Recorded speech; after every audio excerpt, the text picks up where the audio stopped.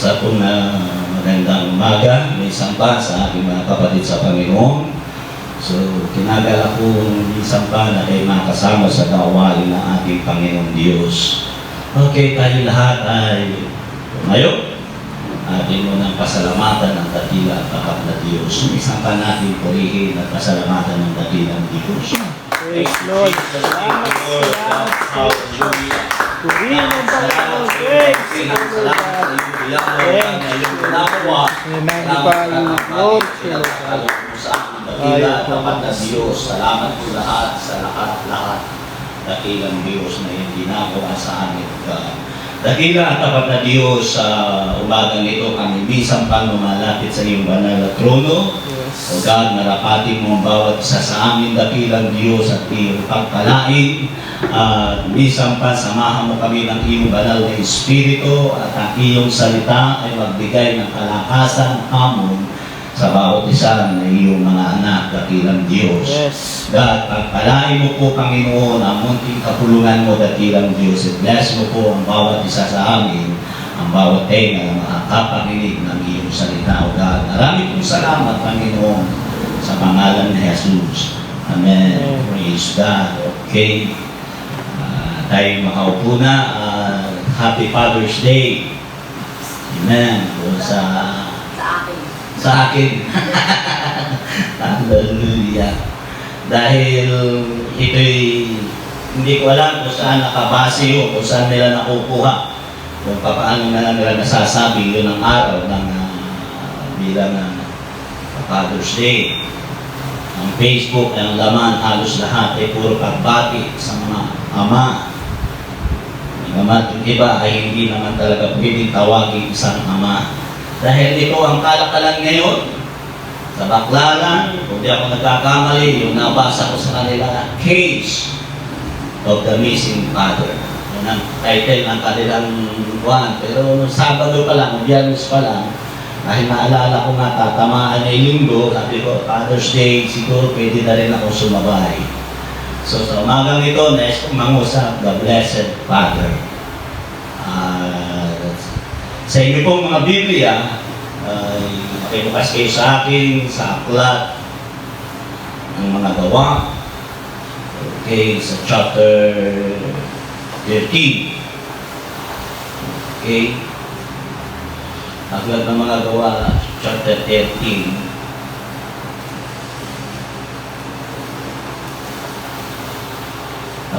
Ganito ang pagkakasabi ng salita ng Panginoon.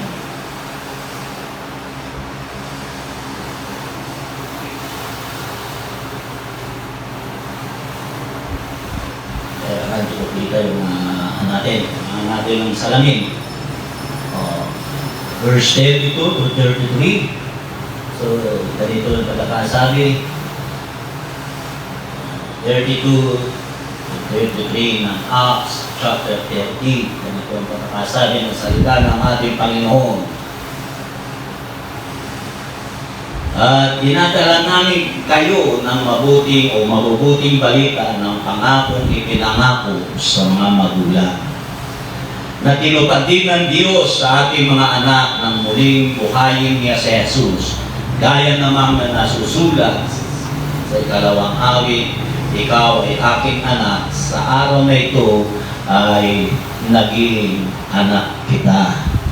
So, purihin ang pagkabasa ng salita ng ating Panginoon. Ganun pa man, isunod pa rin natin yung 2 Corinthians chapter 6, verse 18. 2 Corinthians chapter 6, verse 18. Ay, ganito ang sinasabi. Okay. At ako sa inyo'y magiging ama, at sa akin kayo magiging mga anak na lalaki at babae, sabi ng Panginoong nakapangyarihan sa lahat. Purihin ang pagkabasa ng kanyang salita. God, may sampa, Panginoon, pagpalain mo po, Panginoon, ang iyong salita sa umagang ito, God. Pagpalain mo dakilang Diyos ang iyong gawain sa pangalan ni Jesus. Amen. Praise God. Isa pong karangalan para sa atin ang maipahayag ang salita na ito At sa aking pagkakaunawa, maraming mga kapatiran natin, mga kapwa natin naglilingkod sa Diyos ang hindi makakapangaral ng ganitong pastahin. Unang-una na yung mga pastora sa isang church dahil mahirap mangaral na hindi applicable sa iyo nang hindi mo nararanasan. Kaya isang blessing para sa akin ang makapangaral ng ganito sapagkat ako po ay isa ring ama. Galing sa isang produkto ng broken family. Sa aking pagkaunawa,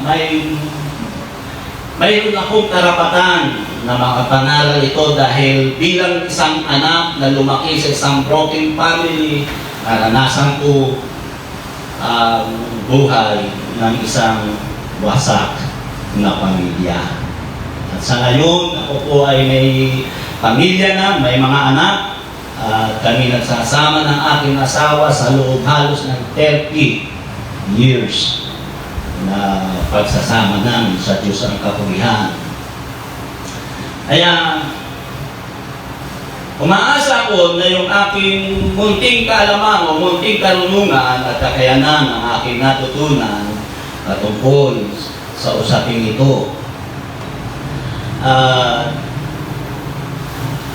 Pero lang akong babasahin na ilang quotation na nakita ko ito dahil Father's Day ngayon. Sabi ng isang quotation, "Any man can be a father, but it takes someone special to be called a dad."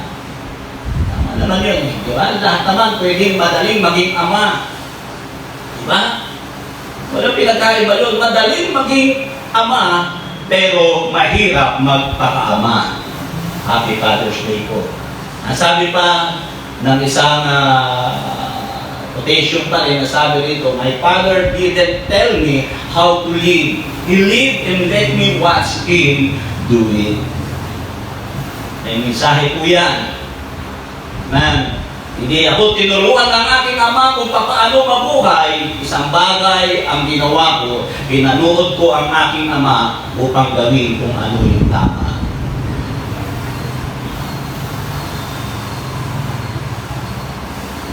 Ang sabi pa na isa pang quotation, "A great dad makes memories, goes on great adventure, always put his family first, makes sacrifices, is patient, always has the time for his kids. It's a great teacher, love his kids and her mother unconditionally." Yan po isang napakaganda na dapat natin maunawaan. Alam niyo po, minsan naharap ako sa isang pamilya o sa isang mag-asawa na mag-iwalay sila. Inasahan ko na sana dahil inisip ko na sana pakinggan nila dahil ako nga ay galing sa isang broken family. Nakita ko minsan ang pride ng mag-asawa, nagtitinday lang kung bakit nagkakaroon ng broken family. Ang kahanap ko na yun, ng babae, isang doktora, at yung lalaki, isa siyang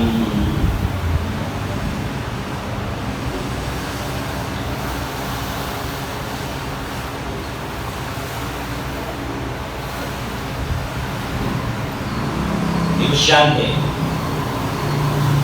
So, kinausap ko yung kabilang panig, kausap ko yung dalawa, dahil nagpapalak silang maghiwalay. Ang sabi ko sa kanila,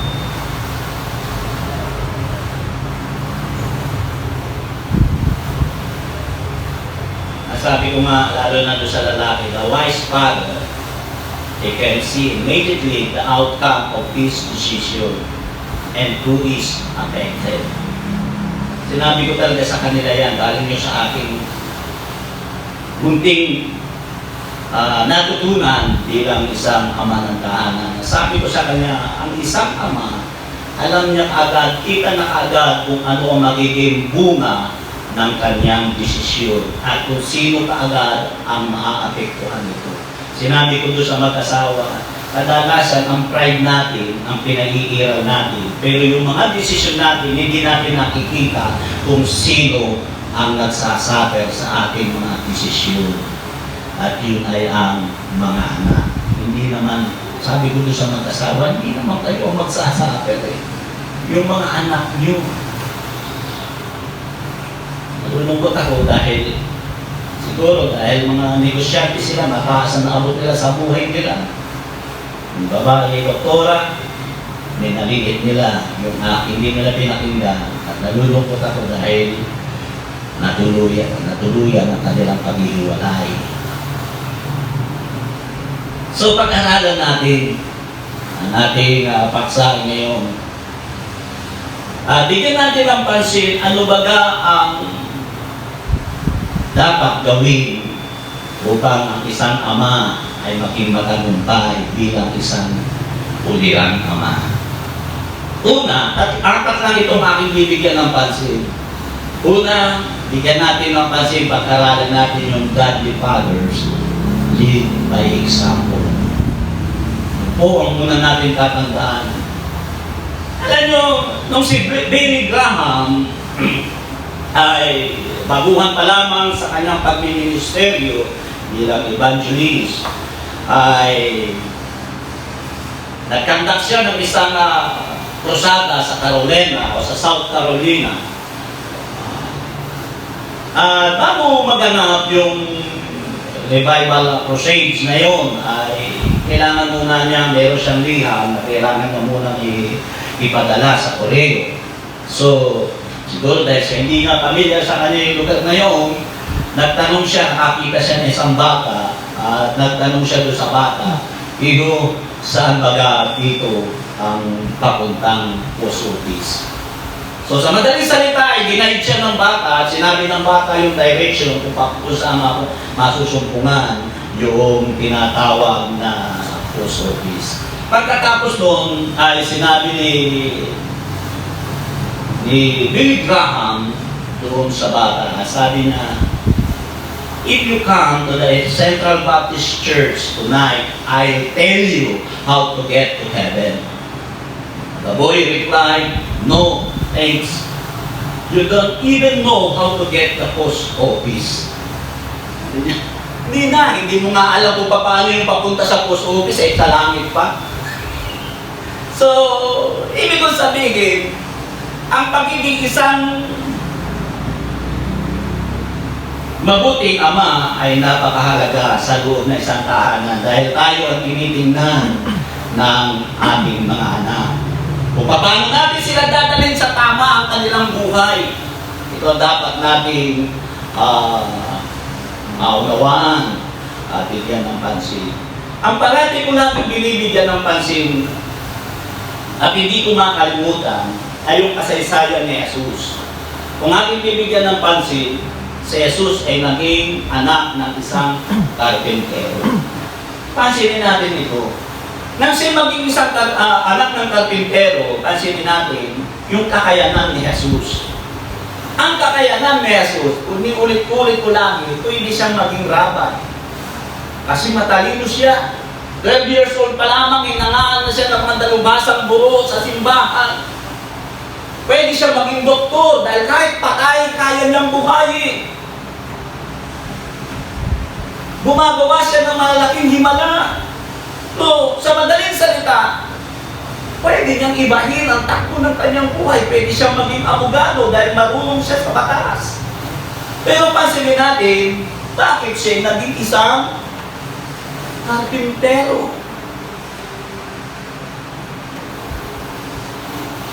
Isang karpintero lamang. Ano ibig ko sabihin? So dito natin makikita yung lakas ng impluensya ni Jose kay Jesus.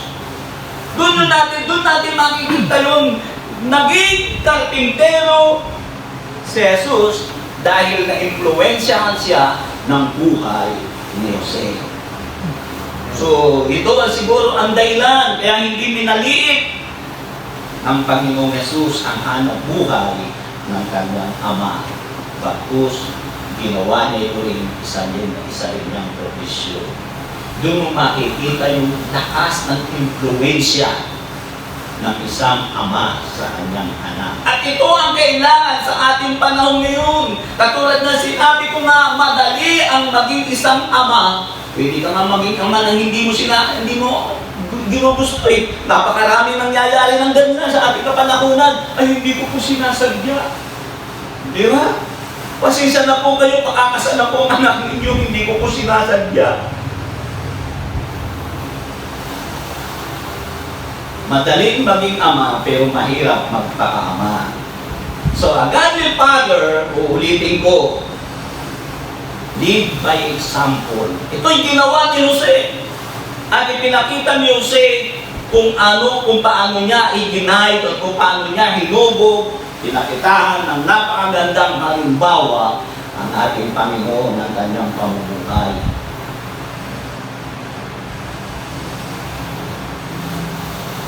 Kung babasahin natin yung John chapter 40 o John chapter 4 verse 19-20, ito'y kasaysayan ng hindi ko na lang babasahin, ito'y kasaysayan ng isang babae na Samaritana na umiigib ng tubig doon sa balon. Doon sa balon ng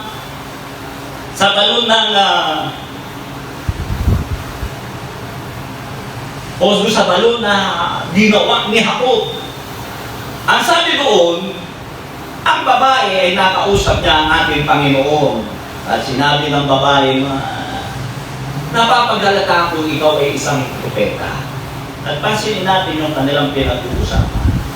Ang sinasabi ng babae dito sa balon na ito, tinuruan at ipinakita sa amin ng aking magulang kung paano sambahin ng Diyos. Kung ating bibigyan ng pansin, ang babaeng ito, totoo, hindi naging maganda ang kanyang pamumuhay.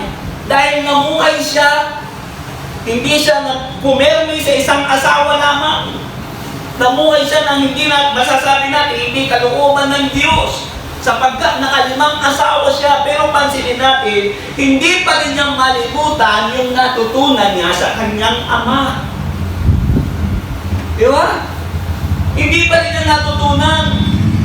At ang desire pa rin niya ay mapaglingkuran ang Diyos na nagisnan niya sa kanyang magulang. Doon natin makikita yan.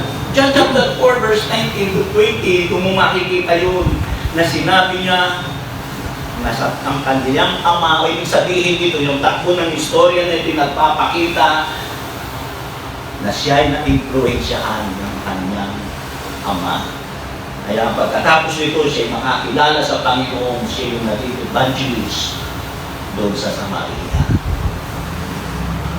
Dahil, yes, naligaw siya ng landas, pero ang pinapakita rito, yung influensya ng ama niya sa kanyang buhay ay kailanman hindi niya nalilimutan. Ang tanong dito, anong influensya ang naibibigay mo sa iyong mga anak? Yun ang pinag-uusapan natin. Kaya nga, katulad na sinabi ko nga, madaling maging tatay, pwede kang maging aksidente, biglang ama. Pero yung magpakatatay, mahirap magpakatatay sa iyong mga ama o sa iyong mga anak. So ito yung dapat natin maunawaan. Kaya yung mga ama, tinawag tayo upang magpakita ng isang mabuting halimbawa sa ating mga anak. Amen.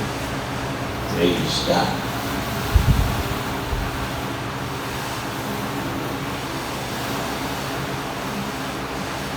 Masarap batiin at sabihin, Happy Father's Day.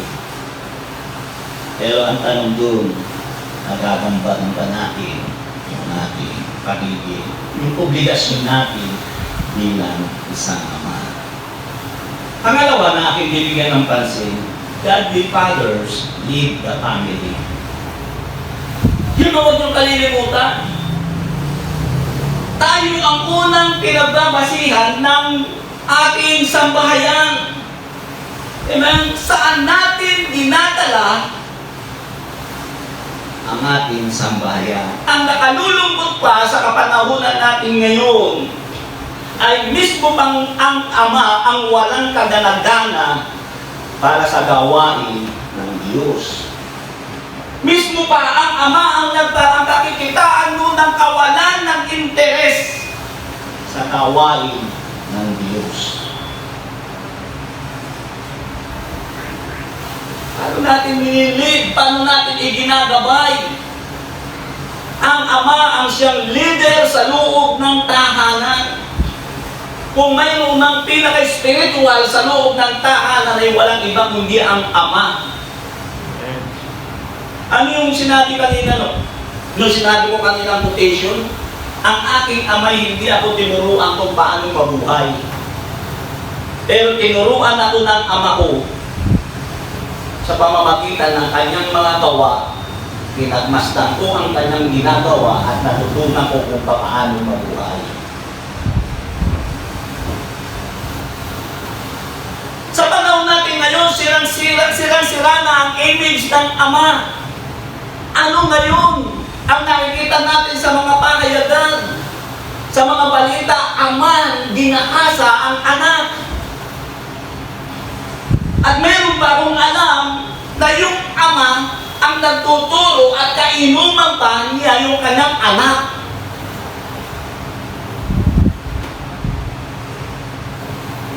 Saan mo nililid ang iyong sambahayan? Ano ang mga ipinapasok mo sa loob ng iyong tahanan? Dapat ang Ama ang pangunahing nagpapasok na magandang halimbawa sa loob ng tahanan. Pero ano ang ipinapatong mo sa labisita doon sa salas nyo? Astray!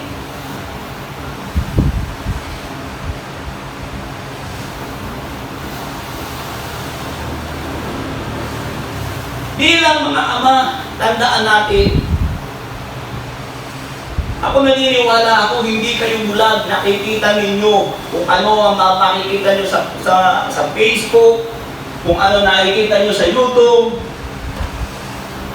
nakikita ninyo, ama minumulistya ang kanilang anak na babae. Ama, ang laging nakikita ng mga anak, ang ama nila, ang ipinapasok sa loob ng kanilang tahanan, mga barkadang lasinggo. Ang ipinapasok, ang meron akong nakikita ng mga ama sa loob ng tahanan, ang laman ng kanilang rek ay ano? Gin, Negra San Miguel, Tanduay.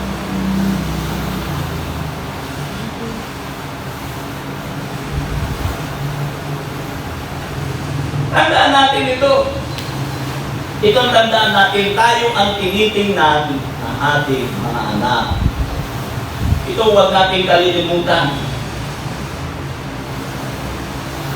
Godly fathers lead the family. Saan mo inaakay ang iyong sambahayan. At mayroon pa akong alam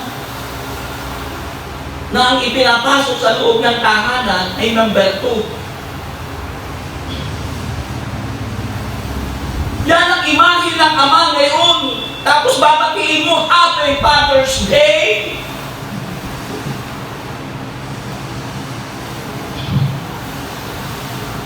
Babati ka ng Happy Father's Day, yung Ama nakaupo sa isang lamisita, may nakaharap na tanduay, may pulutan, andun yung mga... Anong imahe? Sirang-sira. Ibalik natin ang tunay na imahe. Ang mga tunay na lalaki sa panahon ng Biblia, mga taong dinadala ang sambahayan nila sa gawain ng Diyos. Ang sabi ni Joshua chapter 24, Joshua chapter 24 verse 14 to 15, ang sabi ni Joshua, pumili kayo kung ano ang nararapat yung gawin. But for me, as for me in my house, we will serve the Lord. Amen.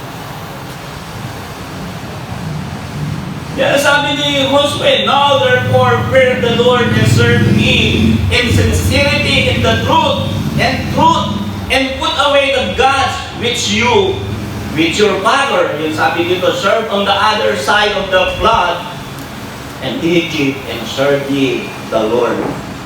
Yan ang sabi rito ni Josue. Tapos sinabi niya, sa ganang akin, ako at ang aking sambahayan ay maglilingkod sa Diyos.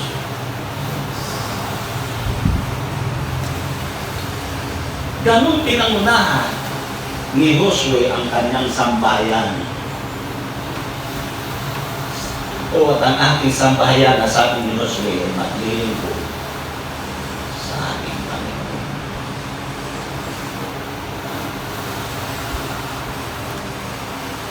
Hindi ko na makahabaan ito. Ganun pa man, mahal ko ang mga kapwa ko ama ng tahanan. Pangatlo na aking bibigyan ng pansin. Godly fathers love their wives or their wives.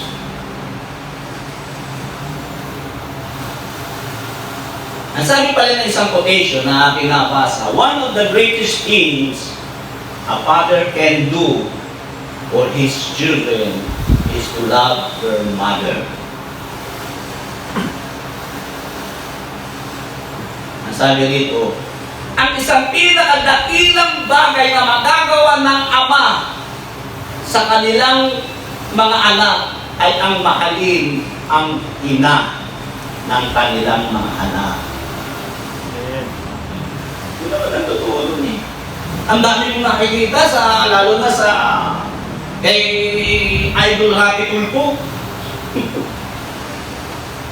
Pag pinaghihiwalay niya o pag pinagsusundo ni Rapi Tulpo, ano sabi ng lalaki? Wala ka na bang pagmamahal sa ano? Wala na akong pagmamahal sa babae na yan. Eh, paano yung anak mo? Yung anak ko po, kahit na mahal ko ba yan? Kalukuhan mo. Kung mahal mo yung anak mo, dapat mahalin mo yung kanyang ina.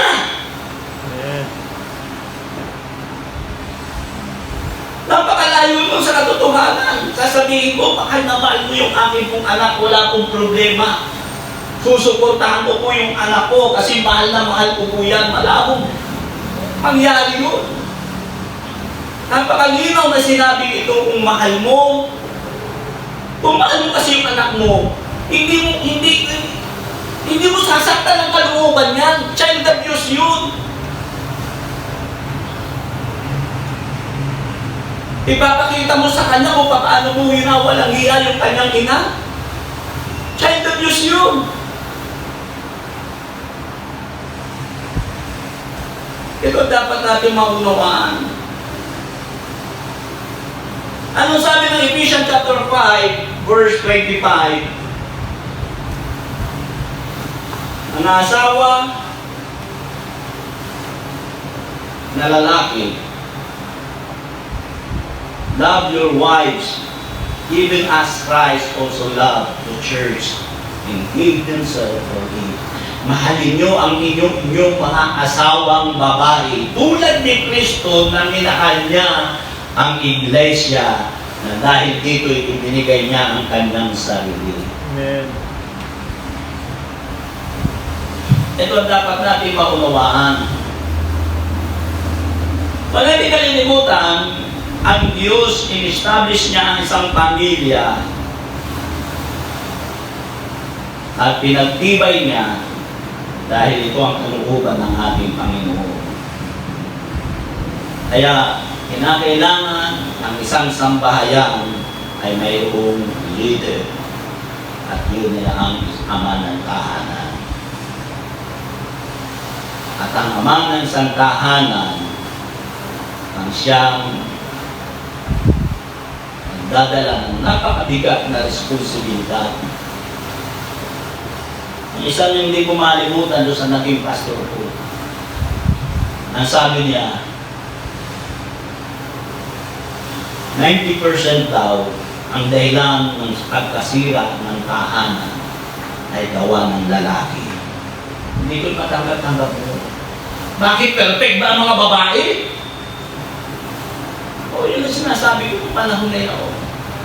Kaya sabi niya, ang lahat ng matatagumpay na lalaki, ang nasa likod niyan ay isang asawang babae. Tapos may binanggit pa siya sa akin. Tingnan mo yung mga dalubhasa, yung mga dakilang lalaki na na mataas ang naabot nila sa kanilang buhay. Sumusulat sila ng aklat. Tingnan mo kung ano nakasulat doon sa introduction ng kanilang aklat na sumusulat. Dedicated to my beloved wife. Ang aklat na ito ay inihandog ko sa aking pinakamamahal na asawa. Binanggit niya yun sa akin. At yun pa rin hanggang ngayon, umalingaw sa isipan ko at hindi ko makalimutan. Kaya mapalad ng isang sambahayan na mayroong amang Kristiyano. Amen.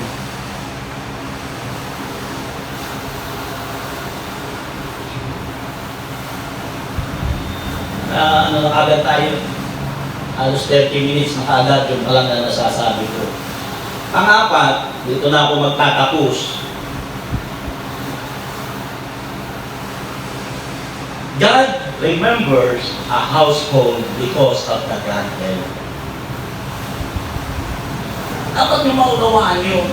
Ang Diyos, naaalala niya ang isang sambahayan dahil sa isang ama na makadiyos.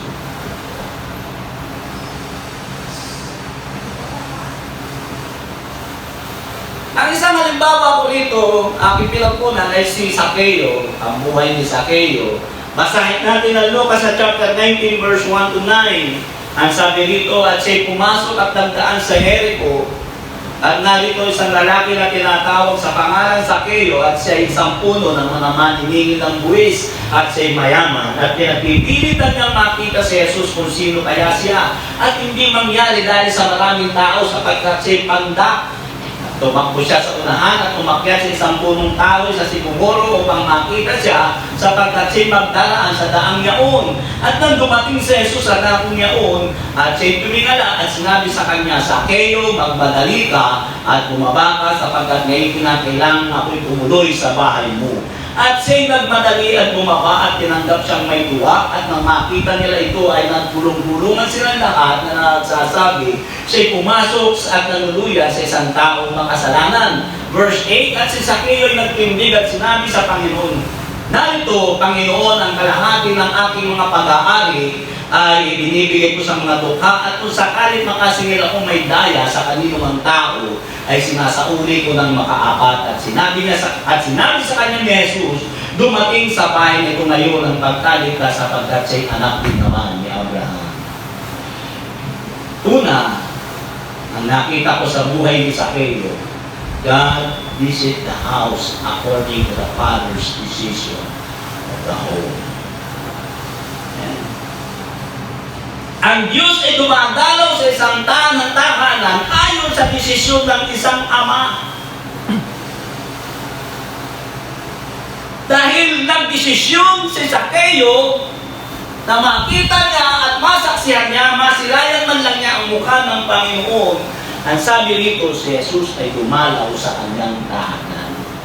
Mabibilang mo sa Bible ang pinasok at pinuntahan ni Jesus na tahanan.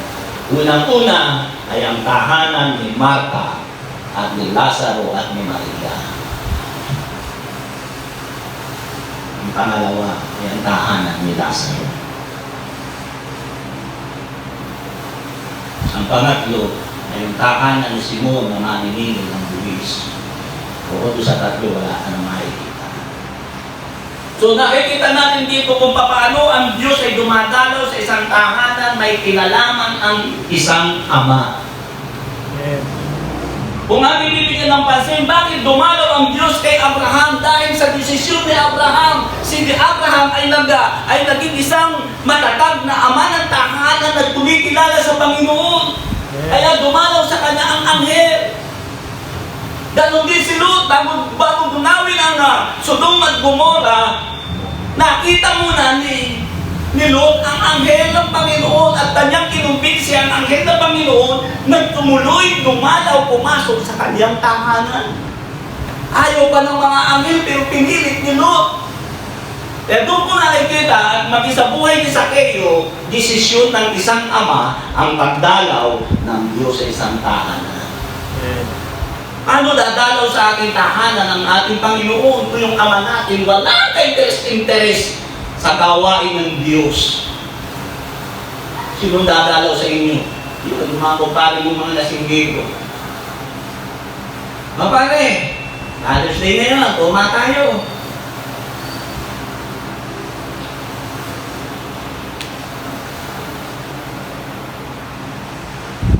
Pag ang Diyos ay dumalaw sa isang tahanan, tandaan mo, anong resulta niyo? Nang ang Diyos ay dumalaw sa tahanan ni Abraham, ano sabi ng Panginoon? Bago umihit ang panahon ng iyong asawa ay magdadalang tao. Si Sarah nakikinig doon sa kwarto, tumawa si Sarah. Okay lang, matanda na ang aking asawa. Saka pa lang ako magkakaanak. Kung doon dumalaw ang Diyos sa takanan ni Abraham, blessing ang dating. Amen. Saka kung paano mo dumalaw sa tahanan mo, suntukan ang makalalabasan niya. Makikita ko, pinakita ko, hindi ko na lang babanggitin mga pinsan ko noon sa Manila. Nakatuloy ako sa kanila noon. Nag-iinuman sila, mamaya nakita ko, nagbubuksing na yung magkapatid. Hindi ko lang babanggitin yung sino. Dahil yung video, mapapanood yan ng aking mga kamag-anak. Ang pinagtalunan, kung sino magaling kay Jaworski, o sa kalaban niyang kabilang grupo. O, nagsuntukan. Parang saan patay na yun? Ano ibig ko sabihin? Magulo ang isang tahanan hindi dinadalaw ng Panginoon. So, ito dapat natin maunawaan. At natin pagkatapos, pangalawa na nakita ko dito, kay Zaccheo, masinin natin yung sa verse 9, at sinabi sa kanya ni Jesus, dumating sa bahay na ito ngayon ang pataligtas sapagkat sa anak din naman ni Abraham. God bless the household because of godly father.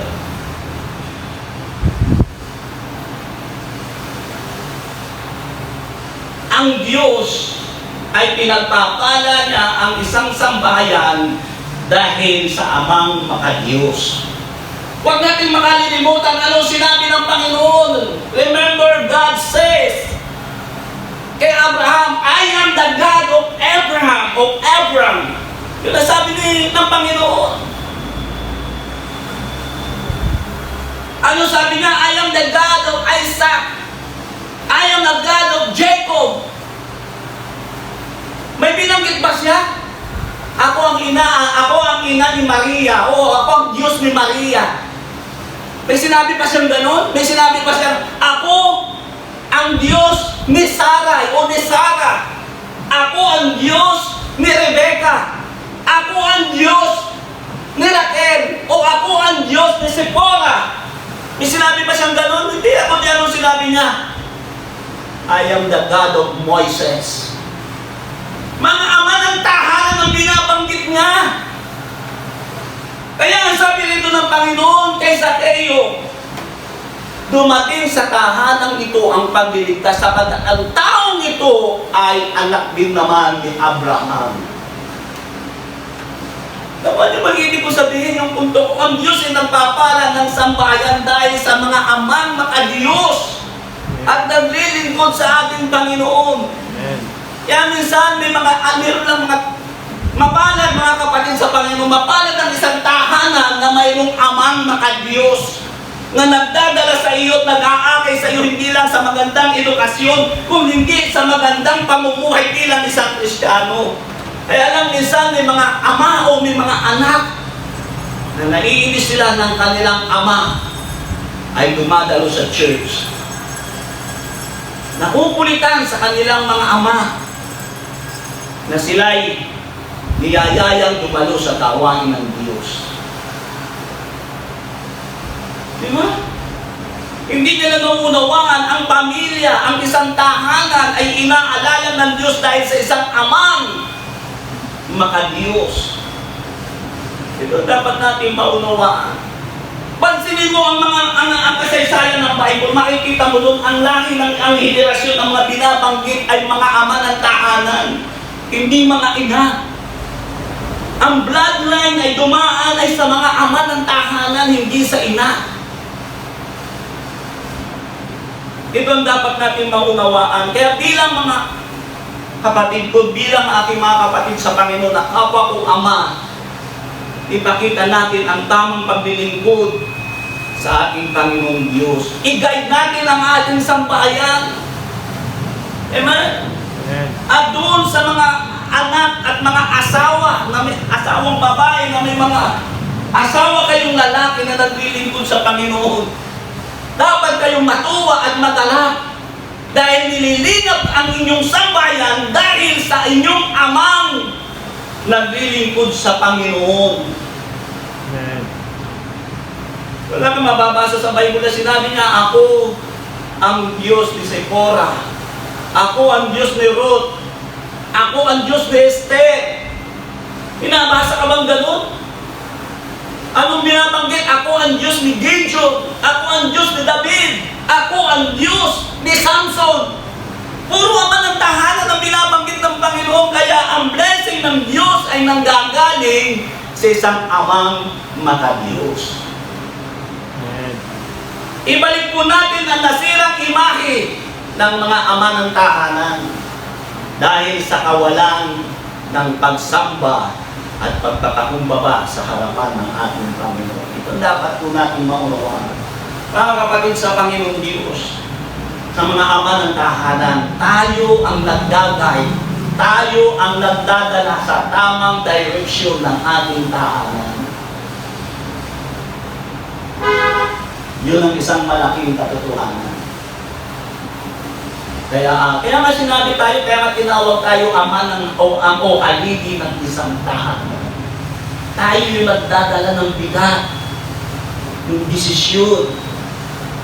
Mag-ingat sa pagdidesisyon sa aking pagtatapos, mag-ingat sa pagdidesisyon ang mga ama ng tahanan mo. Sapagkat ang inyong magiging desisyon, tandaan ninyo, ang magsasabi niyan ay ang inyong mga anak. Amen. God bless you sa inyo. Happy Father's Day.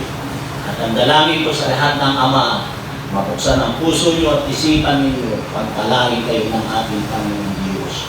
Doon sa mga sambahayan na meron kayong ama, alam niyo po, pinangarap ko yan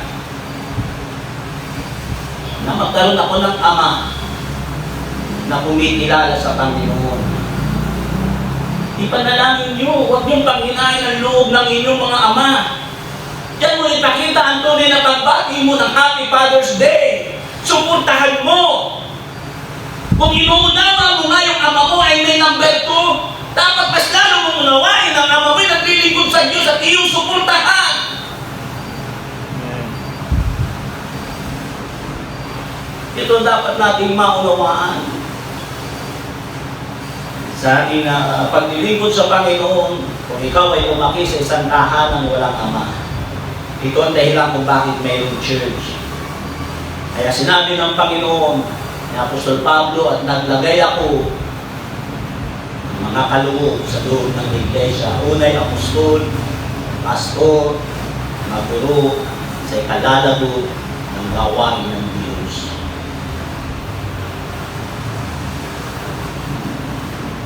Handa po ako magkakaama sa mga taong nangungilila sa kanilang mga ama. Pagpalain po kayo ng ating Panginoon. Ang church kong ito ang nagbigay ng direction sa akin at nagturo sa akin kung paano maging isang mabuting ama. Hindi ko po sinasabing ako'y perfectong ama. Pero sa bagay lang po ang aking ginagawa sa tulong at sa biyaya ng Panginoon. Sinisikap kong magampanan ko ang isang responsibilidad ng isang mabuting ama. Sapagkat po ako'y nasabik sa isang ama. Ako'y nakaranas na ako mismo'y hinahabol ng saksak ng aking ama. Pero ako'y nasabik sa aking ama. At ako'y nagpapasalamat na bago siya malamang malamutan ng hininga, siya'y tumanggap sa ating Panginoon. God bless you po. Pagpalain kayo ng ating Panginoon. Ako'y mananalangin. Maaaring ikaw ngayon na hindi pa nakakakilala sa ating Panginoon. Hindi mo pa naunawaan ang kahalagahan ng paglilingkod sa ating Panginoon, ang pakikipagrelasyon sa Diyos. Walang mag-build up na mabuting relasyon sa loob ng sambahayan kung hindi magsisimula ang relasyon na yan sa ating Diyos. Ang Diyos ang pinagmumulan ng lahat ng bagay. Ang isang ama ng tahanan at ina ng tahanan ay magiging tapat sa isa't isa kung sila'y mayroong tapat na relasyon sa Diyos. Kaya kung hindi mo pa nagagawa ang mga bagay na yan, tanggapin mo ang ating Panginoon. Maaari ngayon, isa ka pang kabinataan, hindi ka po, wala ka pang asawa, pero someday, isang araw darating sa iyo, magiging kang isang ama. Kaya tandaan mo, kailangan mo si Jesus. Sa nais tumanggap sa aking Panginoong Jesus, ulitin mo mga kataga ang aking babanggitin. Dakila at tapat na Diyos, salamat po Panginoon sa iyong kabutihan. Salamat po Panginoon sa iyong biyaya na iyong ipinakita sa amin. Ang iyong dakilang pag-ibig at pagbibigay mo ng iyong bugtong na anak dahil sa amin. Kaya patawarin mo po ako Panginoon sa lahat ng aking nagawang mga pagkakasala. At sa umagang ito, binubuksan ko ang aking puso at nagpapasya ako na tanggapin ka, pagmasukin ka upang maghari sa aking buhay. Panginoon, nagpasya rin akong tanggapin ka bilang Panginoon, tagapagligtas ng buhay ko. At sa umagang ito, hinihiling ko rin, sulat mo ang aking pangalan sa aklat ng buhay. Upang sa iyong muling pagbabalik, ay makasama mo ako doon sa buhay na walang hanggan. Maraming salamat, Panginoon, sa iyong kabutihan sa pangalan ni Jesus. Amen. Praise God. Para sa mga ama ng tahanan, sa umagang ito na iso manalangin para sa inyo. Dakila at tapat na Diyos, tulungan mo po, Panginoon, ang bawat ama ng tahanan sa umagang ito. Hinihingi ko po, Panginoon, kalunungan, kaalaman na nagmumula sa iyo, dakilang Diyos. O Panginoon, alisin mo po lahat ng pride, dakilang Diyos, sa mga ama ng tahanan na ayaw magpakumbaba at magpakita ng isang mabuting halimbawa ng paglilingkod sa iyo. Yes. Tulungan mo po, Panginoon, o tulungan mo ang bawat ama sa umagang ito, Panginoon. Bigyan mo po sila ng puso, dakilang Diyos, na kung paano ang puso mo, pinakita mo ang pagiging ama mo sa amin, dakilang Diyos, nang ibigay mo ang iyong nag-iisang anak na si Jesus. Ang puso mo ito ibigay mo rin sa puso ng bawat isa na bawat ama ng isang tahanan o dakilang Diyos. Mangusap ka sa kanila, Panginoon, huwag mong pahintulutan na masira ni Satanas. O God, ang imahe ng mga ama sa aming kapanahunan, dakilang Diyos, ibalik mo ang dignidad o dakilang Diyos ng mga ama ng tahanan, dakilang Diyos, kami maging babay, mabuting halimbawa sa aming mga supling, dakilang Diyos. God, marami pong salamat, Panginoon, sa iyong kabutihan, O God, sa iyong biyaya, O God. Marami pong salamat, Panginoon, pagpalain mo ang lahat ng ama sa oras na ito, dakilang Diyos. O magpakahayag ka sa kanilang buhay, O God, sa pangalan ni Jesus. Amen. Pagpalain po kayo ng Panginoon. God bless you po sa inyong lahat. At yan lang po ang aking mai-share sa inyo. Pagpalain kayo ng ating Panginoon Diyos na makapangyarihan sa lahat. God bless you po.